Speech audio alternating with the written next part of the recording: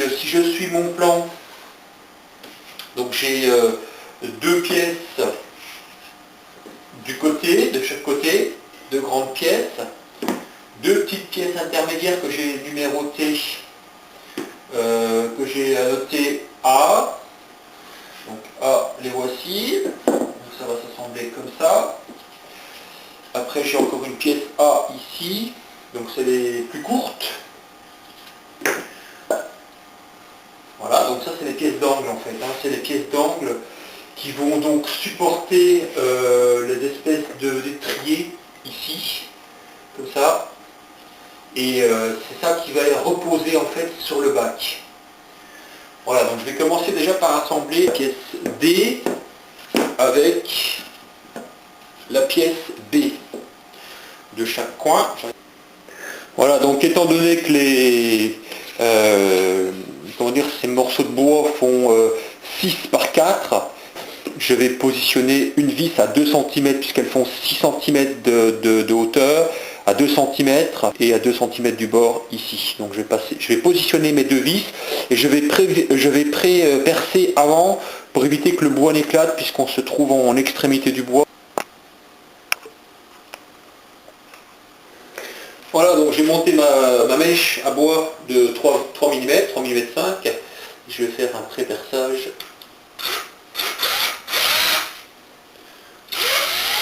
Le plus droit possible.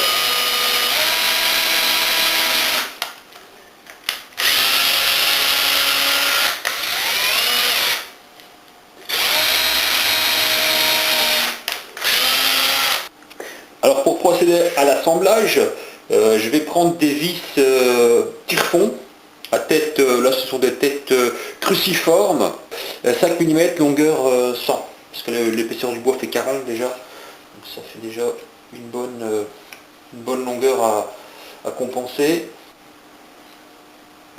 Voilà, donc là j'ai équipé ma visseuse avec la tête adaptée, appropriée. Donc je commence à enfoncer un petit peu les vis. Voilà, ça c'est pas mal. Alors pour assembler la première pièce d'angle, eh bien j'ai utilisé deux serre-joints pour caler le tout, donc caler les deux pièces, une, deux. Et avant de caler la pièce, j'ai vérifié l'équerrage avec donc l'équerre. Et on y va.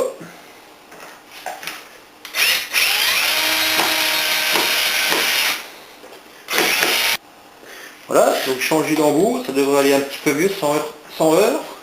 Je tiens bien la table.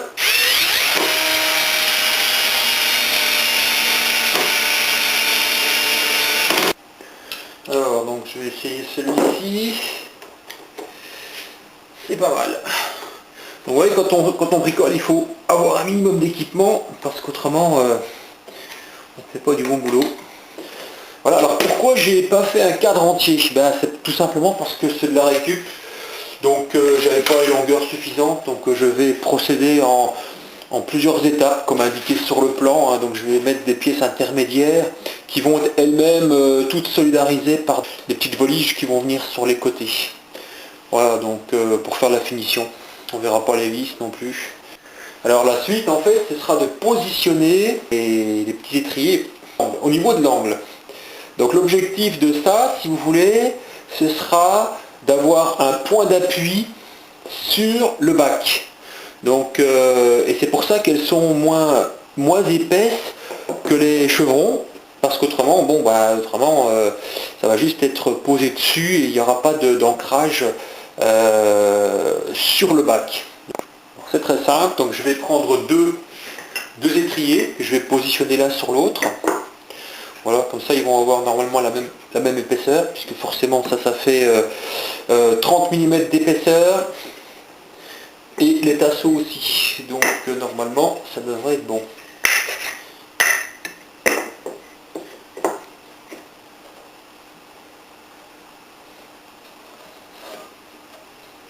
Premier trait.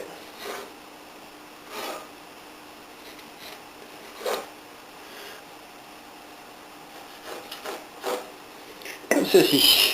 Voilà, donc là on a le repérage du premier angle Et en fait, ça va nous servir à quoi? Ça va nous servir à tracer une verticale qui va nous servir de repère pour positionner la vis. Voilà, donc là j'ai tracé la verticale par rapport au trait qui était ici, et mon repère à 1,5 cm à 15 mm pour faire le pré-perçage avant de positionner la vis en biais. Et vu qu'on est en oblique, eh bien une vis de 10, c'est pas trop quand même. Hein.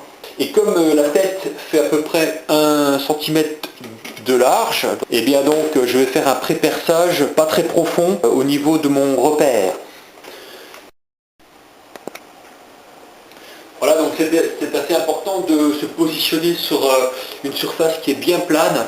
Moi, comme ma table est un petit peu encellée, j'ai mis une pièce de bois qui est relativement plane pour pouvoir ajuster correctement les pièces.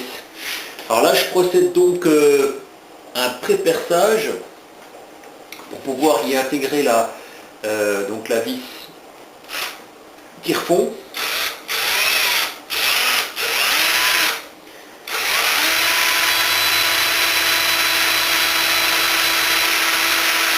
Voilà, donc j'initie le perçage de façon perpendiculaire et puis progressivement je vais m'incliner.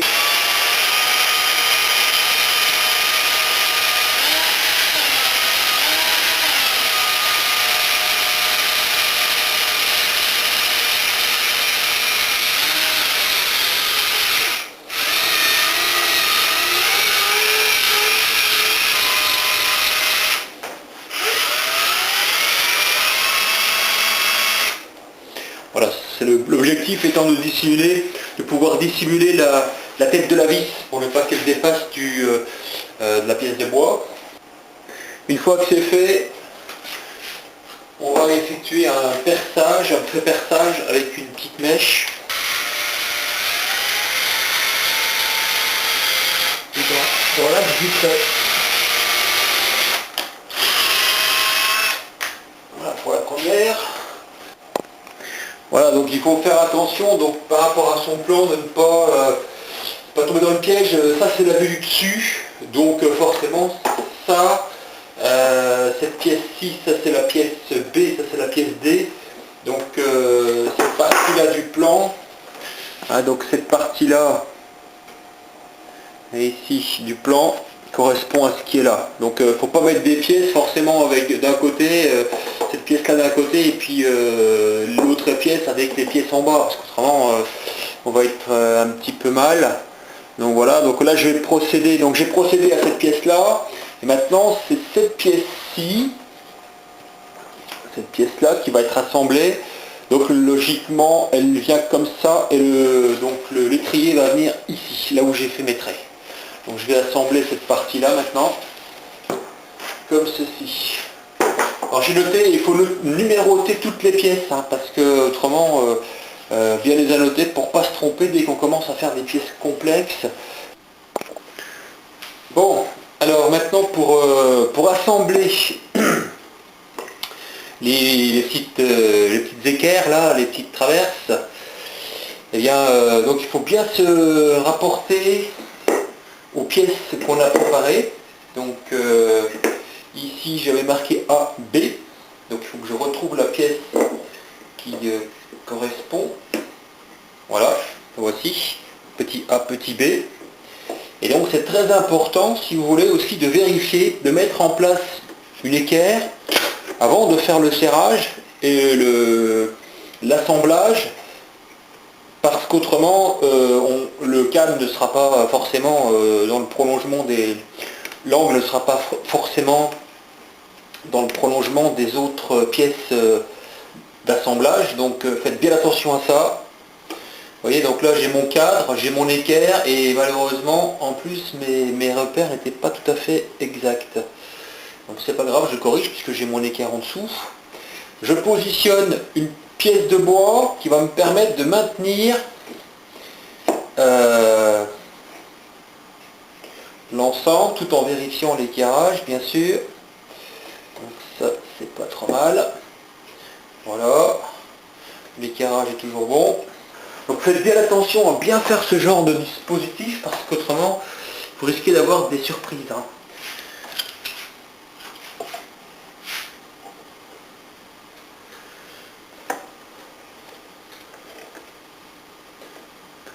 pas mal.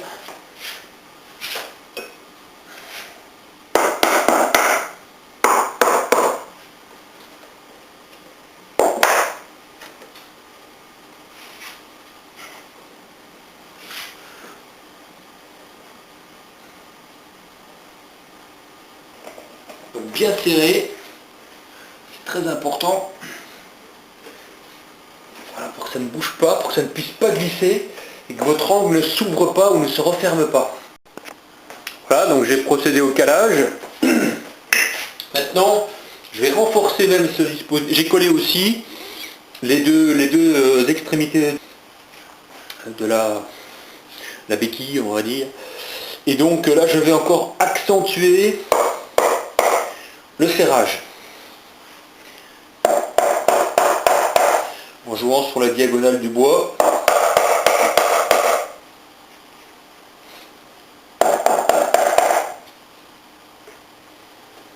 Tout en vérifiant que je ne suis pas en train d'ouvrir l'angle. Je vais essayer de maintenir autant que je peux sans que ça remonte.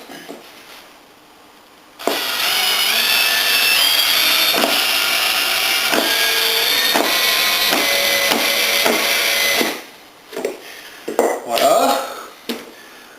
Ça a l'air bon. L'autre côté.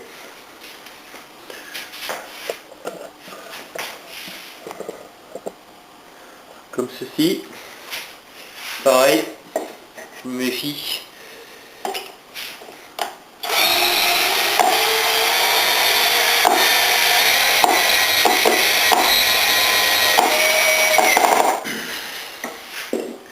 Alors l'équerrage est bon. Voilà, donc comme les pièces B et D ont été assemblées, que les petits étriers là ont été posés, et bien donc j'ai procédé à l'assemblage des pièces A. Donc comme on assemble la pièce B et la pièce D ensemble, c'est le même principe. Donc j'ai fixé la pièce A à la pièce D. Maintenant il fallait que forcément j'avais plus la même disposition pour maintenir tout ça. Donc voilà l'arrangement que j'ai fait pour arriver à maintenir le deuxième étrier pour l'autre angle en place. Donc là pour l'instant c'est pas encore collé, c'est pas encore vissé. Je suis en train de faire j'ai fait les trous de pré-perçage et là je vais donc percer avec une mèche comment dire la trajectoire pour la vis.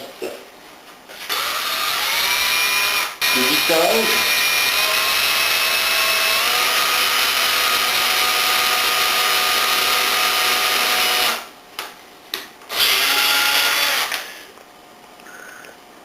Voilà, donc ça c'est réalisé.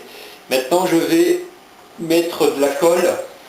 Donc j'enlève le système de calage provisoire. Je vais positionner ma colle. Je mets vite en place.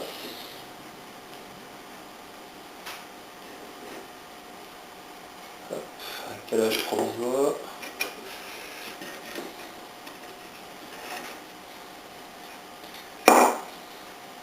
Voilà, mes pièces sont positionnées. Donc, je suis bien dans l'alignement de mon axe. J'avais tracé ma diagonale. Voilà, donc là, c'est pas mal. Donc là, pour procéder au calage, qu'est-ce que je fais? Ce chevron, il est fixé juste ici. Et il est refixé là sur l'établi. Donc il ne bouge pas puisqu'il est maintenu ici. Et là, je vais coincer donc l'étrier en jouant sur la diagonale du bois. Voilà, mais il faut faire attention de ne pas trop insister parce que ça va certainement ouvrir l'angle de la pièce. Hein. Donc il faut y aller gentiment, juste pour caler la pièce. Ouais, c'est bon. Voilà, donc là il ne faut plus bouger. Hein. Alors, pour faire cet assemblage, n'hésitez pas à au maximum, comment dire, stabiliser le tout pour ne pas que ça bouge pendant que vous faites les manœuvres de vissage. Hein, parce qu'autrement, ça peut facilement se déplacer. Il y a peut-être d'autres moyens pour le faire, hein, mais disons que moi j'ai fait par rapport à ma configuration. J'ai même mis une planche en dessous de ce tasseau pour ne pas qu'il descende. Et puis je vais m'aider du tasseau, d'un autre tasseau, pour éviter qu'il remonte pendant que je vais visser. Puisqu'il y a des contraintes assez importantes, hein, donc c'est pour éviter que ça bouge. Alors j'y vais, on va voir. Je vais finir à la main.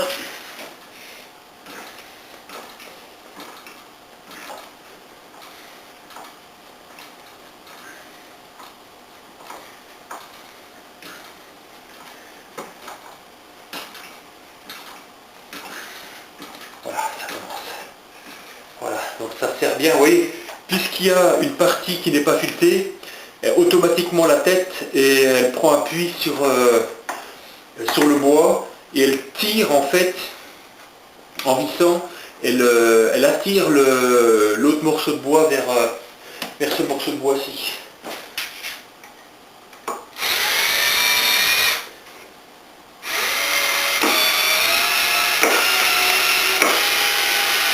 Je vais finir un tournevis. Donc là, avec l'effet tire-fond, encore une fois, on va pouvoir attirer la pièce vers l'autre.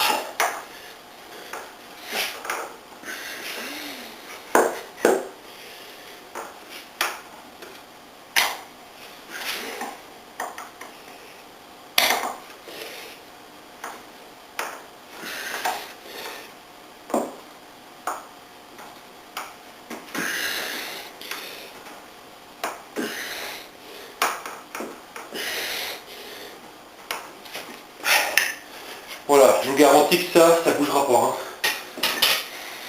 Vérification de l'angle.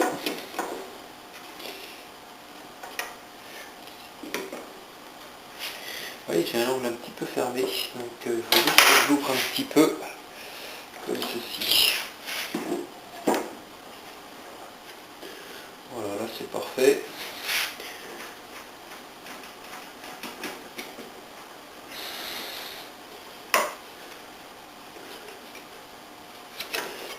Voilà, donc d'abord le positionnement.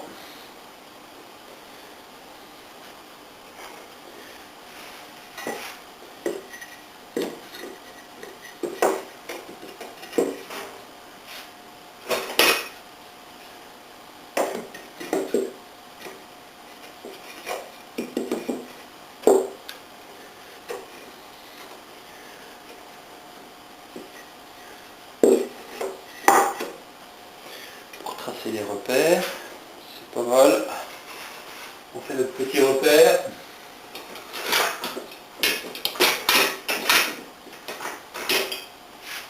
Donc un trait ici, un trait là. Donc au milieu de la section du bois, et tracer la diagonale pour parvenir à positionner la vis correctement.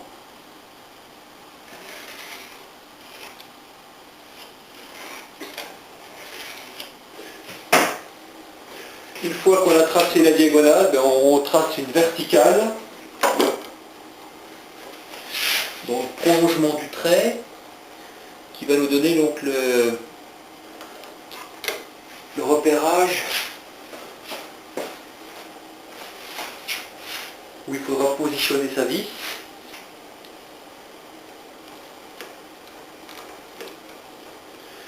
Voilà. Ce qui fait 1,5.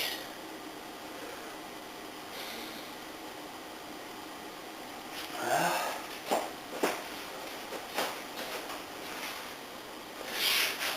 Ici, pareil.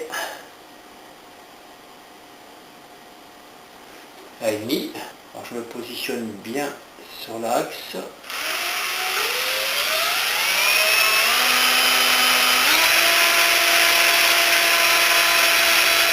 Voilà, dès que j'ai perforé 2-3 mm, je peux commencer à incliner.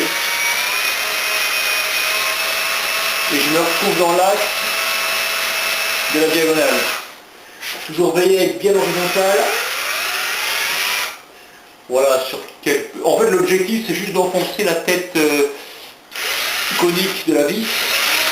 C'est pas la peine d'aller trop loin, juste une encoche, on va dire.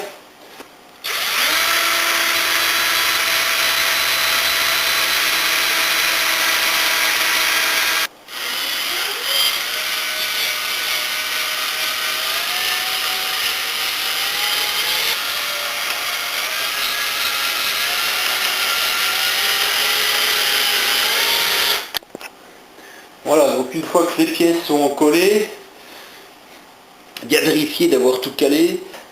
Je trouve que c'est plus rassurant. Ça permet de vérifier le comportement des pièces.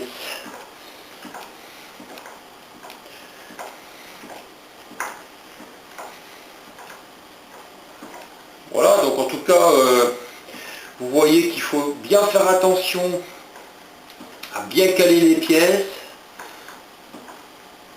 Donc la préparation est vraiment un critère important pour bien réussir ces assemblages de bois.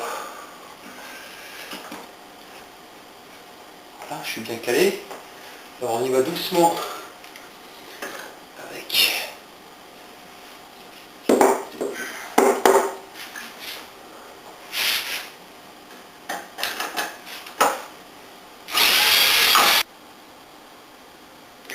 Bon, là j'ai vérifié les deux pièces, elles s'emboîtent parfaitement sur le bac, donc je ne me reste plus qu'à couper les deux longueurs restantes. Voilà, le cadre est maintenant terminé, donc j'ai juste rajouté deux pièces intermédiaires. Donc j'ai positionné les deux extrémités du cadre sur le bac. Et après donc en situation, donc j'ai mesuré la distance qu'il me faudrait pour les deux segments supplémentaires. Pour solidariser ces pièces-là au cadre, eh bien j'ai simplement ajouté deux petites pièces, des lattes. Vous voyez, ça c'est une jonction ici jusqu'au bord du cadre. Voilà, alors pour l'assemblage, ben, c'est très simple, hein. Donc sur l'établi, j'ai fixé en position, et bien si vous voulez, j'ai positionné mes lattes à plat contre la table. Puis après j'ai positionné les serre-joints, voilà, et après j'ai procédé au vissage. Donc 4 vis pour chaque pièce. Donc toutes les pièces de bois sont vraiment de champ. Donc il n'y a rien qui dépasse. S'il y avait un petit peu de dépassement suite à un défaut du bois, ben, il suffit de poncer. Mais là globalement le résultat est assez satisfaisant. Voilà, après que ces pièces ont été assemblées, après c'est beaucoup plus simple si vous voulez d'assembler cette pièce-là, puisqu'il suffit de mesurer l'écartement qu'il y a entre les deux côtés et couper la pièce de bois correspondante, la fixer provisoirement avec des serre-joints, mesurer la distance entre les deux tasseaux qui sont là, les deux pièces de bois qui sont là, et puis diviser cet espace en 4 intervalles pour pouvoir déterminer, si vous voulez, l'espacement des vis. Donc ici j'ai divisé la distance qui était ici par 4 et j'ai obtenu la longueur du segment pour pouvoir positionner mes vis.